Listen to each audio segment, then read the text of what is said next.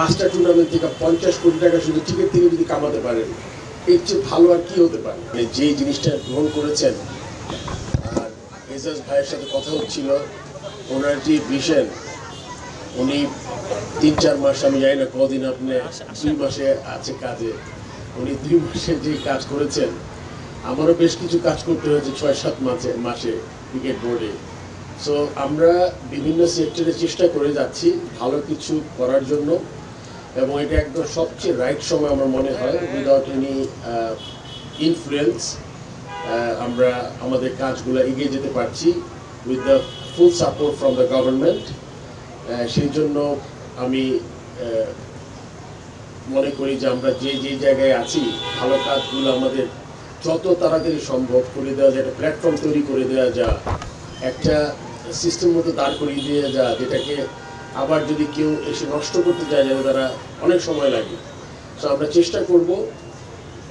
আপনারা জানেন যে আমি ক্রিকেট বোর্ডে ঢুকে বেশ কিছু কথা বলেছিলাম আমার প্রথমে একটা টিকিটের ব্যাপারে আমি জানি, আপনারা সবাই জানেন যে একটা প্ল্যাটফর্ম, যে আপনারা যে কত তাড়াতাড়ি একটা ভালো কাজ করা যায়, এবং আই এম শিওর যেটা দাঁড় করিয়ে দিয়েছি, এটা থেকে কেউ আগে যারা ছিলেন তারা কষ্ট পেয়েছেন, আর আগামীতে যারা আসবে তাদেরও কষ্ট, বিকজ এখান থেকে আপনি তো বেরোতে পারবেন না। এই ব্যাপারটা আসলে এখন আমাদের, আপনি চিন্তা করেন, বছর শেষে যদি আপনি 5টা টুর্নামেন্ট থেকে 50 কোটি টাকা শুধু টিকিট থেকে যদি কামাতে পারেন, এর চেয়ে ভালো আর কি হতে পারে? সো প্রতিটা সেক্টরে আমাদের স্কোপ আছে। আমরা সবাই যদি এরকম করে উদ্যোগ নেই, মানে আজকে এসে যে এরকম মাঠ আছে, রেজার্ভে বলছিলেন তার প্ল্যান আছে আরও 20-30টা বা 50টা মাঠ উদ্ধার করা, যেখানে বেদখল হয়ে আছে। এবং আই এম শিওর ওখানে আপনাদের মতো যারা এই উদ্যোগ নিয়েছেন, ওখানেও তারা নিশ্চয়ই ওই এরিয়ার লোক থাকবে যারা এটাকে এমনভাবেই, আমার কথা লিখে আপনি একটা রোল মডেল হবেন আর কি, বনানী এই স্পোর্টস এরিয়া আপনারা যারা কাজ করছেন, যারা দেখে সবাই শিখবে। আই এম শিওর আমাদের প্রশাসক মহোদয় ওখানেও যদি যান এবং তাদের বলতে পারেন যে ভিউজটা যদি এক্সচেঞ্জ করতে পারে আপনারা যেভাবে করেছেন এখানে, আই এম শিওর যে আপনার ভালো কাজগুলো নিজের মধ্যে সীমাবদ্ধ না রেখে, যেখানেই যে ধরনের সুযোগ সুবিধা বা আপনার সহযোগিতা চাইবে, আমার মনে হয় আপনাদের তাদের সাহায্য করা দরকার।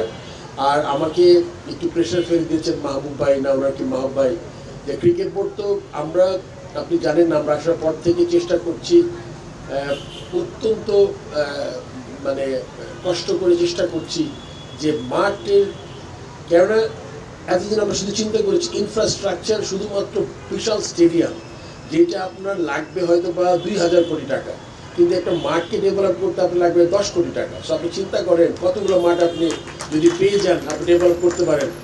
একটা প্লেয়ার তৈরি হতে আপনার কিন্তু বড় এইরকম বিশাল স্টেডিয়াম দরকার হয় না। All you need is a good dressing room. এই যে ফ্যাসিলিটি আপনারা যেটা করার চেষ্টা করছেন, মাঝখানে যে উইকেট বানিয়েছেন আপনারা, সাইমন বলে গেছে 3টা, আর ড্রেসিং রুম, দ্যাটস ইট। আপনি যত মাঠ বানাবেন, প্লেয়াররা যত খেলতে দিবেন, তত ইমপ্রুভ করবে। সে এই সত্যটা আমরা সবাই উপলব্ধি করতে পারি। সবাইকে অনেক ধন্যবাদ। এবং আমি মনে করছি, আমি এত ব্যস্ত তো, আমরা জানি সবাই ব্যস্ত, আমি মনে করেছিলাম, কিন্তু আমার খালা আছেন অ্যাকচুয়ালি এখানে, উনি আমাকে বলেছেন যে আমি বিদেশে আইসিসি মিটিংয়ে গেছিলাম, বলছেন আসতেই হবে। আমি আসলে না আসলে মিস করতাম, যে একটা এত ভালো জিনিস দেখতে পারতাম না আমি আসলে। সবাইকে অনেক ধন্যবাদ। আমি কিন্তু একটা স্পিচ লিখেছিলাম, এটা ঠিক কিছু দেখি নাই আমি সাইমনটেনিয়াসলি আমার যেটা মনে হয়েছে, আমার মনে হয় এসব উদ্যোগ আমাদের আরও করতে হবে, আমাদের দেশটাকে নিজে দিয়ে আমাদের করতে হবে। সবাইকে অনেক ধন্যবাদ।